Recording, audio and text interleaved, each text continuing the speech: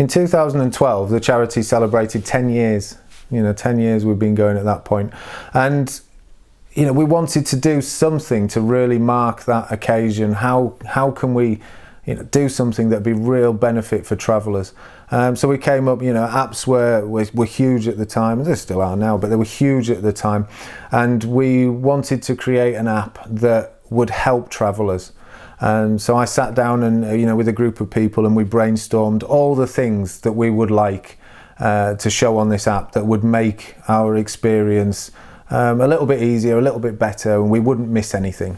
So we covered points, like what the emergency services numbers, all the safety side of things. So, the location of the airports, the locations of the embassies, locations of the train stations, all these things that would take time for people to research, we put into this app with, the phone numbers, the map links, and all of this kind of stuff.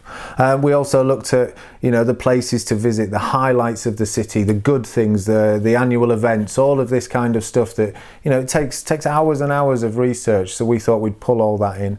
But importantly, we put in the safety tips for the city. What were the common crimes of the city? These things, the areas to take extra care, all these things that, would really benefit someone who was traveling.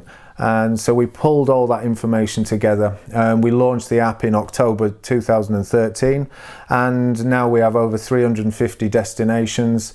We get people to research who have actually been there. They've been and experienced the place, so they can provide a great insight into that particular city, and we can make sure that the information is as accurate as possible. It's really, really important.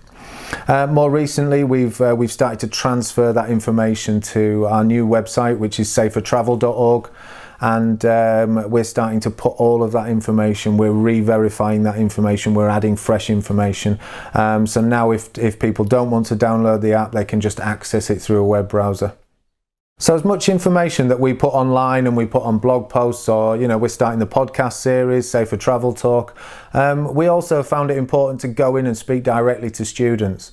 And by speaking one-to-one or one-to-many is a great way to share your enthusiasm, but also to get across those important safety messages.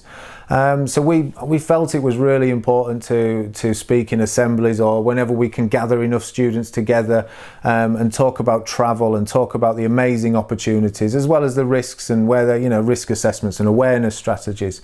So it's a really important part of our work that we go in and speak to these students. Prevention is better than the cure, so to speak. So the more people we can inspire, the more people will go off and hopefully have amazing and safe adventures.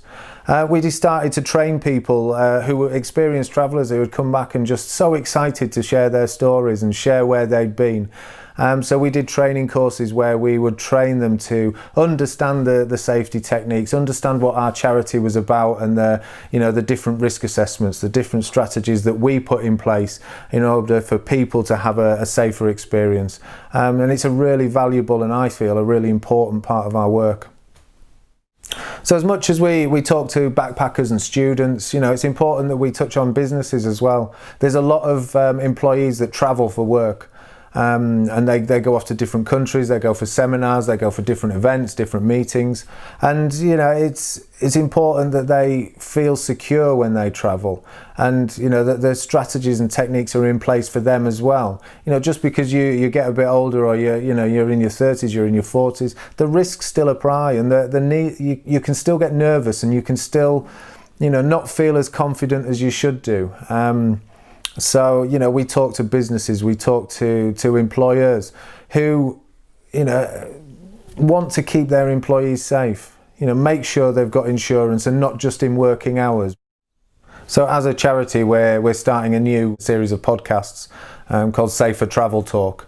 And these will cover a range of topics, from everything from sustainable travel to gap year experiences to study abroad programs, and we're constantly looking for people who have had travelling experiences, and not necessarily anything detrimental's happened, but just had an amazing experience and would like to talk about that and would like to discuss. Because, you know, for me, listening to other people's adventures is something special, and you can get a little sense and get excited about their adventure, and it might inspire other people to go and have similar experiences, or, you know, give you a path that maybe you wouldn't have gone down before. So, you know, anybody wanting to get in touch or wanting to share their experiences with Safer Travel Talk, then, you know, please do.